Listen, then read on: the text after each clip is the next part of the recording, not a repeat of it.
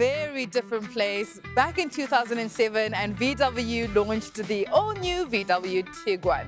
Back then, crossovers and SUVs, not popular at all, right? Not as popular as they are now. And the Volkswagen Tiguan turned out to be quite a success because they sold over 7.4 million units since that first introduction. Sure, and 41,000 of those were right here in Mzansi because our South Africans obviously love the VW Tiguan. And since then, VW Tiguan has become a very popular brand for the manufacturer. Here we are with the third generation model. But before we get into the business of that, Ziphorah, did you know that the word Tiguan is an amalgamation of the words tiger and iguana? Why do you think they would have put a tiger and an iguana together to put Tiguan? Terrifying name, but a friendly car. Let's take a look. Having the outgoing version next to the latest third generation car offers a neat illustration of how things have evolved. The overall execution is not too dissimilar to the car maker's electric ID4 SUV, including the rear LED light bar, which is now all the rage. As before, the grade walk starts with a base model, followed by the middle tier Life and the R-Line at the top. Now, the previous VW Tiguan was quite square-jawed and aggressive, especially when donning that R-Line package. Oh yes. The car we have here isn't an R-Line, so we can cut it some slack for coming off across as subdued. Yeah, it actually is quite subdued. Overall, it's not a car that's going to stand out much. Yeah, but having said that, the Tiguan is still a vehicle that exudes a sense of maturity, confidence. You know, a person driving a Tiguan more or less has their life together. Should we maybe look at what this individual can experience inside the car? I'm ready, let's do it. Earlier on, we mentioned that the outward appearance took cues from the electric ID4, and you could say the same of the cabin. It certainly feels more spacious than before. The first thing I notice in this new VW Tiguan is the very distinct lack of buttons. It's very clean, minimalistic. They have given us conventional switchgear for the functions that matter. For example, the steering wheel. And you get a really large knob to control your volume and your driving mode. Which is actually cool because it's what, digital? Actually talking about that, this screen and the graphics look really good. A 10-inch digital instrument cluster is the default across the board, with infotainment handled by a 12-inch screen running the Volkswagen MIB4 system. A larger 15-inch screen is optional.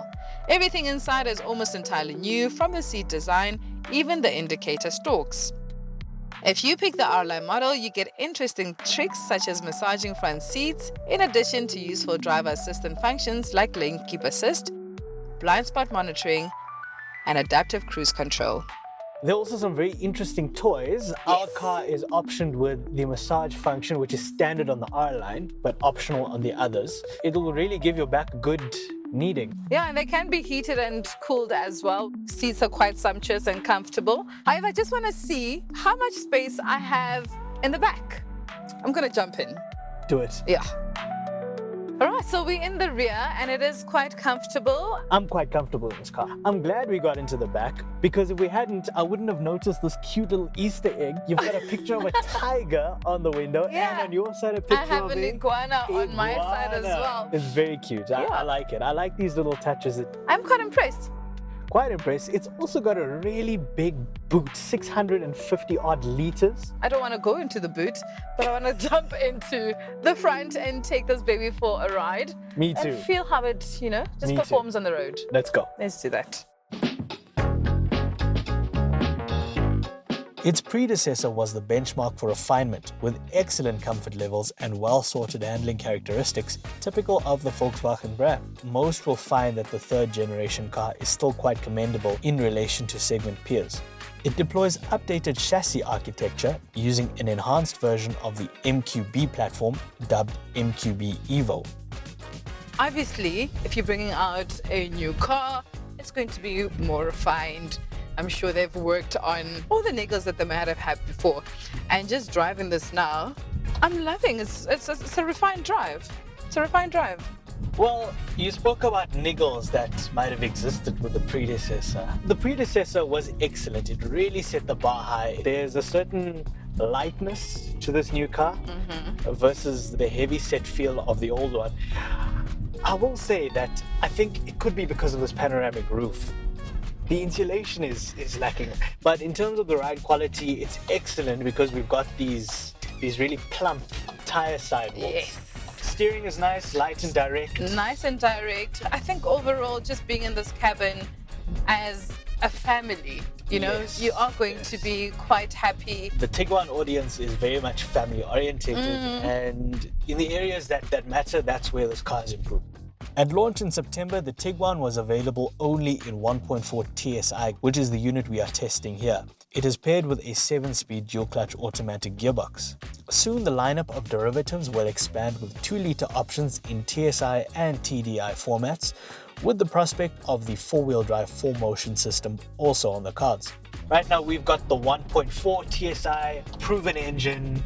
How does it feel? It feels quite punchy. There is substantial power to this. I don't feel like I'm laboring. There's a reason why people have gravitated towards the Tiguan for so many years, and it's become such a popular car. And it just is because it's such a great product all around. Price-wise, you're looking at 651,500 Rand for the base 1.4 TSI, all the way to 835,900 Rand for the 2-litre TSI R-Line 4Motion at the top end.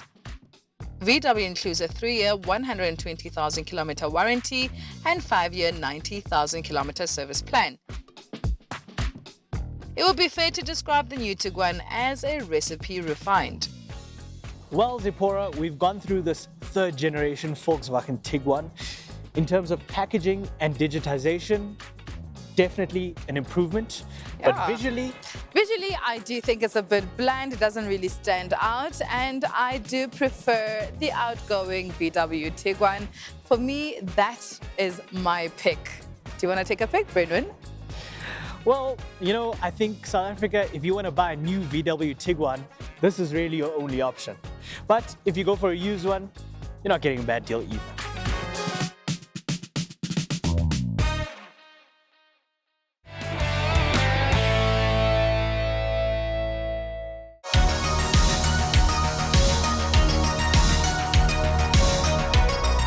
You're watching Ignition GT.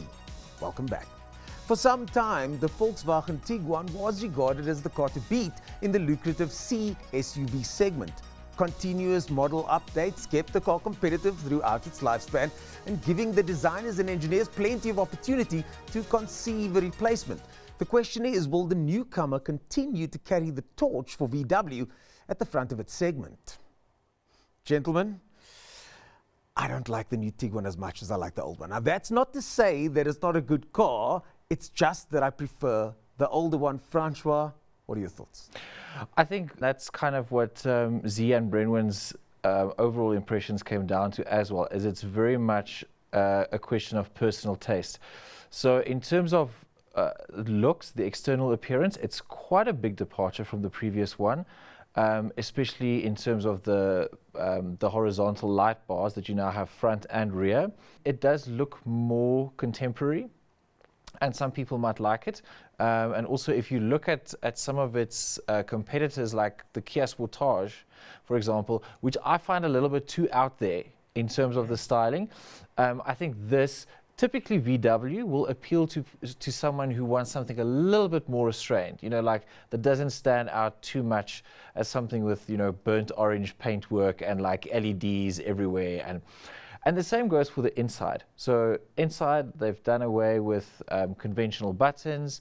So you have 2 big screens and oddly, a very large volume rotating dial in the center console. Thank you, VW. Yes, I agree.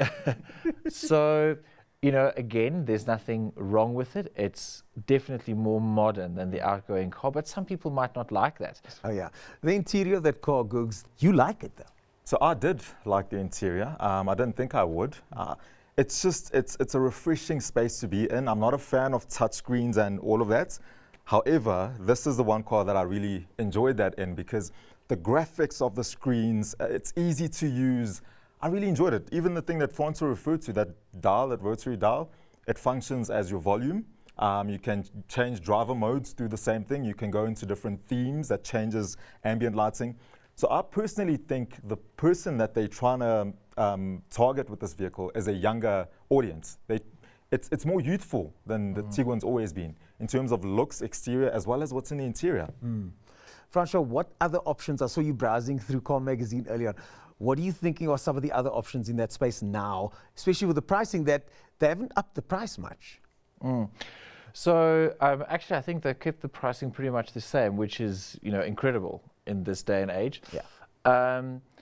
The two rivals that Car Magazine points out, and I must agree that I think those are the two closest currently, is the Korean, so the Sportage and the Tucson. I would say if I was going to go for the Tiguan, I would go for the entry-level diesel model, because I think the extra torque and the better fuel consumption is worth the price. So you can get into that for about the same price as the range-topping petrol, and then you also get all-wheel drive, which is nice. Great if you're planning on doing like gravel road driving. And I feel like diesels in these vehicles work really well, and while you can still get them, get them. Let's do that.